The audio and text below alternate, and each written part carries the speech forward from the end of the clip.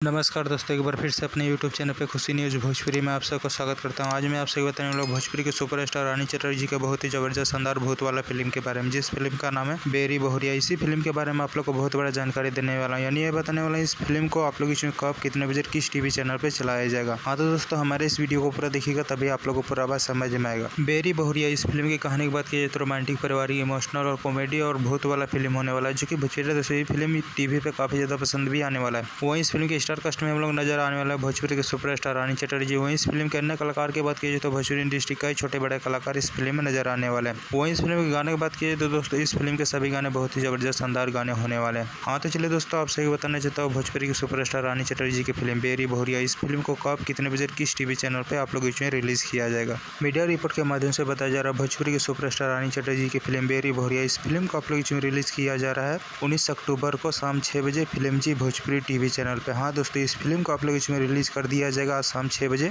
Film जी Bhojpuri TV channel पे। एक बार जरूर इस फिल्म को टीवी पे देखिएगा, बहुत ही जबरदस्त शानदार भूत वाला फिल्म होने वाला। हाँ तो दोस्तों, हमारे इस वीडियो को पूरा देखिएगा तभी आप लोगों को पूरा बात समझ में। और दोस्तों, ये वीडियो आप लोगों को पसंद आए तो ज़्यादा से ज़्यादा लाइक करें, सब्सक्राइब करें। धन्यवाद दोस्तों।